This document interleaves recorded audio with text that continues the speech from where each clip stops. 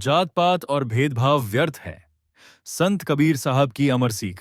नमस्कार दोस्तों, आज मैं आपको एक ऐसी सच्ची घटना सुनाने जा रहा हूं जो न सिर्फ आपको सोचने पर मजबूर कर देगी, बल्कि आपके दिल और दिमाग दोनों को झकझोर देगी। ये घटना हमें बताती है कि इंसान की पहचान उसकी जाति से नहीं बल्कि उसके कर्मों से होती है। तो चलिए आंखें बंद कीजिए, इस कहानी को महसूस कीजिए और संत कबीर साहब की वाणी को अपने हृदय में उतरने दीजिए। बनारस का एक सुबह गंगा के तट पर सुबह का समय था। सूरज की पहली किरणें पानी पर सोने जैसी चमक रही थीं। बनारस के घाटों पर हलचल थी। साधु संतों की मंत्रोच्चार की ध्वनि गूंज रही थी। इन्हीं घाटों के पास एक छोटे से घर में संत कबीर साहब अपने करघे पर बैठे थे। धागों को बड़ी निपुणता से बुन रहे थे। उनके शिष्य और भक्त उनकी बातें सुनने के लिए एकत्रित हुए थे। लेकिन तभी घाट के दूसरी तरफ से एक लंबा चौड़ा ऊंचे कुल का एक प्रतिष्ठित ब्राह्मण पंडित सुरेशानंद अपने शिष्यों के साथ कबीर साहब के घर की ओर बढ़ रहा था। उसके चेहरे पर एक अजीब सा घमंड था, जैसे उसे अपनी जाति और कुल का बड़ा घमंड हो। जैसे ही उसने कबीर साहब को देखा, उसके चेहरे पर उपेक्षा झलकने लगी। वह आगे बढ़ा और कटाक्ष भरे स्वर में बोला, अरे, तुम तो एक जुलाहा हो। तुम्हारी जाति इतनी नीची और फिर भी तुम ज्ञान की बातें करते हो। क्या तुम्हें नहीं पता कि ज्ञान केवल ब्राह्मणों के लिए होता है? यह सुनते ही कबीर साहब मुस्कुराए। वह जानते थे कि यह अहंकार ज्ञान के अंधकार में ही पनपता है। उन्होंने बड़े ही शांत स्वर में कहा, पंडित जी, आप बहुत ज्ञानी हैं, लेकिन क्या आप मेरे कुछ प्रश्नों का उत्तर देंगे? सुरेशानंद हंसते हुए, पूछो। ब्राह्मण का ज्ञान विशाल है, मैं हर प्रश्न का उत्तर दे सकता हूं। पहला प्रश्न। कबीर साहब ने पास खेल रहे एक छोटे से बच्चे को गोद में उठा लिया। उसकी मासूम आंखें चमक रही थीं, चेहरे पर एक प्यारी मुस्कान थी। पंडित जी, यह बच्चा जब जन्मा था तो क्या इसके शरीर पर इसकी जाति लिखी हुई थी? पंडित कुछ पल चुप रहा, फिर अटकते हुए बोला, न नहीं, लेकिन इसके माता पिता ब्राह्मण हैं, इसलिए यह भी ब्राह्मण हुआ। कबीर साहब मुस्कुराए और बोले, तो फिर क्या यह भी संभव नहीं कि अगर किसी ब्राह्मण के घर किसी और जाति का बच्चा पल जाए तो वह भी ब्राह्मण बन जाएगा? अब भीड़ में हलचल होने लगी। लोग सोच में पड़ गए। क्या सच में जन्म से जाति तय होती है या फिर संस्कारों से? कबीर साहब ने पास रखी एक ताजी गरम रोटी उठाई, हाथ में लेकर बोले, पंडित जी, अगर मैं यह रोटी खाऊं तो क्या यह मुझे अपवित्र कर देगी?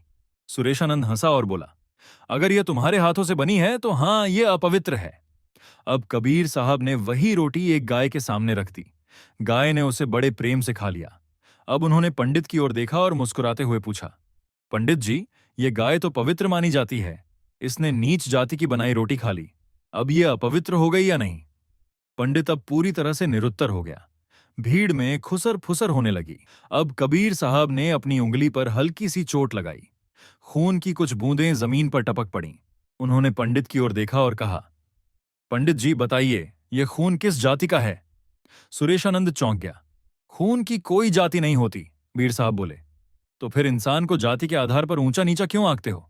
अब तो लोग सच में सोचने लगे, क्या हमने जाति का यह भेदभाव खुद ही नहीं बनाया? अब कबीर साहब ने पास रखा एक मिट्टी का घड़ा उठाया और बोले, पंडित जी, यह घड़ा किसने बनाया? सुरेशानंद बोला, कुम्हार ने। कबीर साहब बोले, तो क्या इसका पानी पीने से कोई अपवित्र हो जाएगा? सुरेशानंद बोला, नहीं, पानी तो पानी होता है। कबीर साहब मुस्कुराए और बोले, तो फिर इंसान को जाति के घड़े में क्यों बांट रहे हो? अगर कुम्हार की बनाई चीजें पवित्र हैं तो कुम्हार क्यों अपवित्र हुआ? अब लोगों की आंखें खुलने लगीं। अब कबीर साहब ने अपना अंतिम प्रश्न पूछा, पंडित जी, जब कोई मरता है तो उसकी आत्मा कौन सी जाति की होती है? सुरेशानंद स्तब्ध रह गया। कबीर साहब बोले, जब आत्मा की कोई जाति नहीं होती तो शरीर की जाति पर इतना अहंकार क्यों? अब भीड़ में से लोग बोलने लगे, कबीर साहब सही कह रहे हैं, जात पात का भेद हमारा ही बनाया हुआ है। पंडित की आंखें खुल गईं। अब सुरेशानंद के अहंकार का पर्दा हट चुका था। वह झुका और कबीर साहब के चरणों में गिर पड़ा। सुरेशानंद शर्मिंदा होकर, कबीर जी, आज आपने मेरी आंखें खोल दी। अब मैं समझ गया कि जात पात और भेदभाव व्यर्थ है। कबीर साहब ने उसे उठाया और प्रेम से कहा, अगर तुमने यह सीख अपने जीवन में अपना ली तो यही मेरी सबसे बड़ी विजय होगी। उस दिन से सुरेशानंद ने जात पात के भेदभाव को त्याग दिया और सभी को समान मानने लगा। कहानी से हमें क्या सीख मिलती है? जाति जन्म से नहीं, कर्मों से बनती है। भोजन, जल और खून किसी की जाति नहीं देखते। सभी मनुष्य समान हैं और सबका रचयिता एक ही ईश्वर है।